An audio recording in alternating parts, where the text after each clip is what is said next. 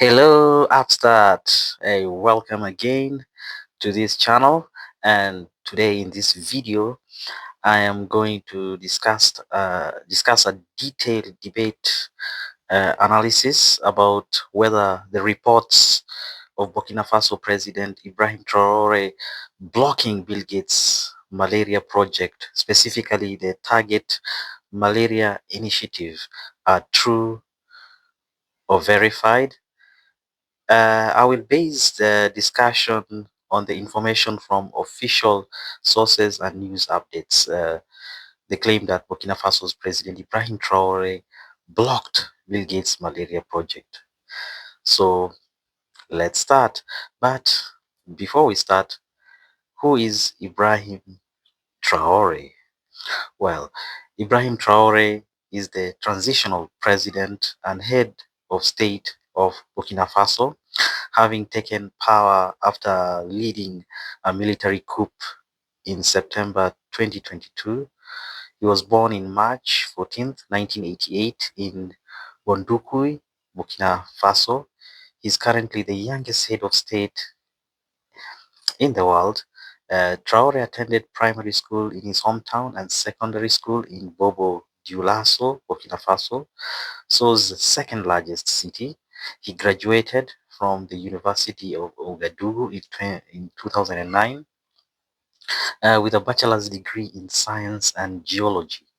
Shortly after, he enlisted in the Burkinabe army and quickly rose through the ranks.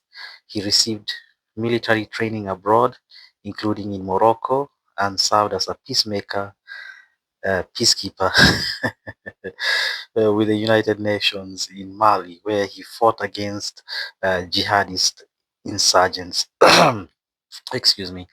In 2022, Traore played a key role in overthrowing the previous transitional leader, Paul Henry Sandogo Damiba, citing dissatisfaction with Damiba's handling of jihadist insurgencies and military issues like delayed pay.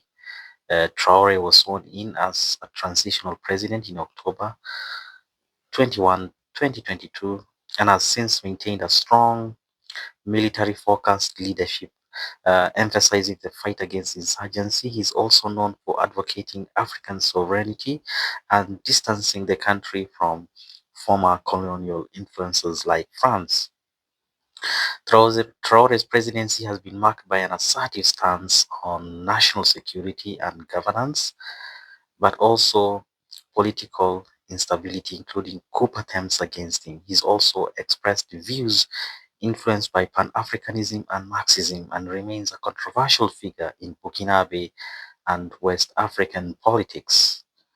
So let's now come back to what we were discussing, and that is target malaria research. Well, the target malaria is a research initiative that was founded partially by the Bill and Melinda Gates Foundation, aimed at reducing malaria transmission by genetically modifying mosquitoes.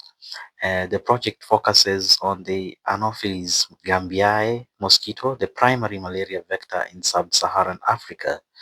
Researchers have developed genetically modified sterile male mosquitoes and male bias strains designed to reduce mosquito populations or interfere with their ability to transmit malaria.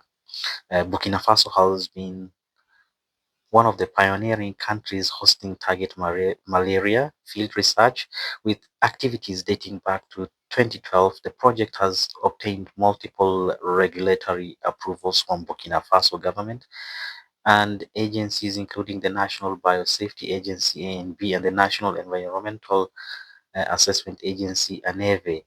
The Ethics Committee for Health Research CERS also approved some field activities.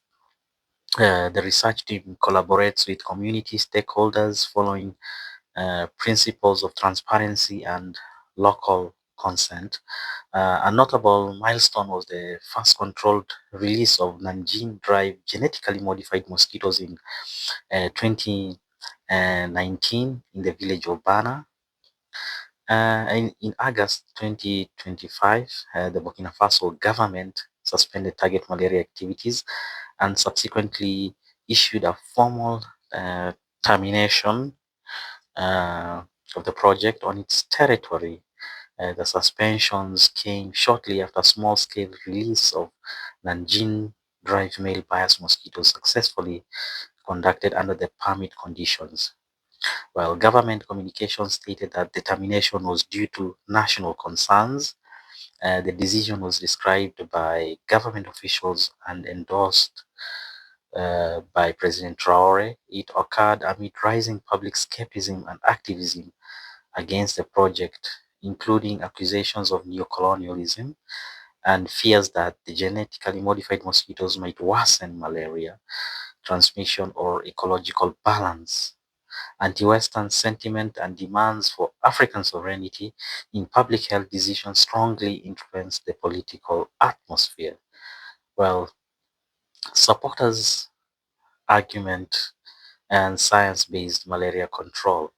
Well, proponents of target malaria argue that the project is grounded in rigorous science, aiming to provide novel, sustainable malaria control tools necessary to contemplate traditional interventions in Burkina Faso. Well, has heavy malaria burden, with malaria accounting for millions of cases of and thousands of deaths annually. The project team follows strict regulatory frameworks with multiple layers of review to ensure safety and ethics. Releases are small scale, carefully monitored. Genetic modification techniques used so far are non-gene drive and designed for gradual controlled mosquito population suppression, while community engagement is a central pillar involving local design of agreements and transparent communication. Target malaria advocates highlight that the project offers a critical innovation to fight a disease that historically resists eradication.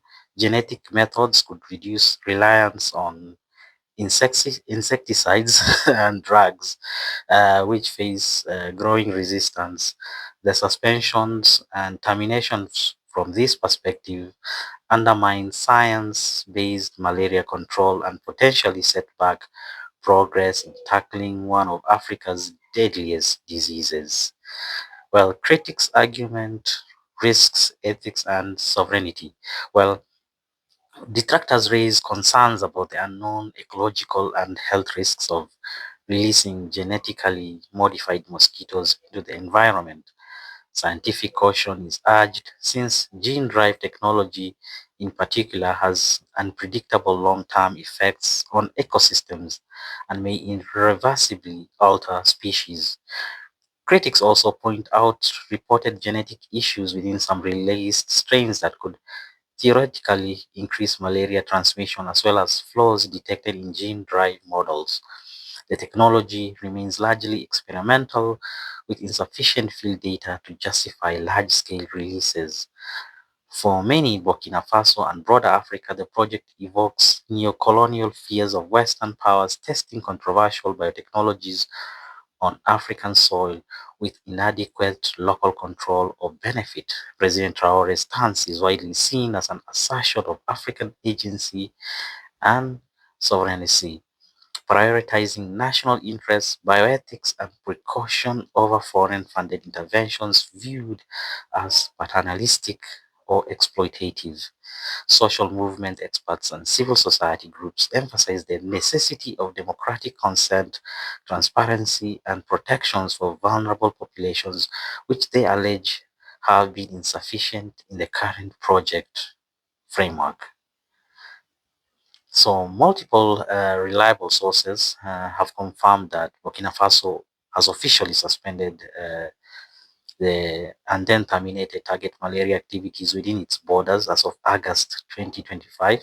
The National Biosafety Agency and the Ministry of Higher Education, Research and Innovations issued formal notices, and Burkina Faso government spokespeople, including those close to President Traore, publicly affirmed the decision. The suspension followed a small-scale authorized mosquito release was enacted promptly after mounting political and public pressure.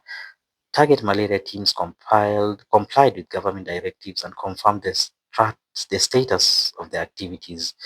Independent news outlets, the official Target Malaria platform, and government communications all corroborate these developments. Some reports frame the suspension as a halt rather than an outright permanent ban. But the government's communique was clear about terminating all project activities. So, what are the broader implications of all this? This development illustrates the complex tensions between advancing cutting-edge biomedical science and respecting national sovereignty, regulatory prudence, and societal values. Burkina Faso's decision reflects a growing trend in Africa towards more assertive control over foreign-funded health programs, particularly where ethical or environmental uncertainties exist. It raises questions about how to balance urgent health needs like malaria control with caution over novel technologies. This debate underscores the critical importance of local participation, consent, transparent governance, and contextual sensitivity in international health initiatives. Thank you. See you in the next video.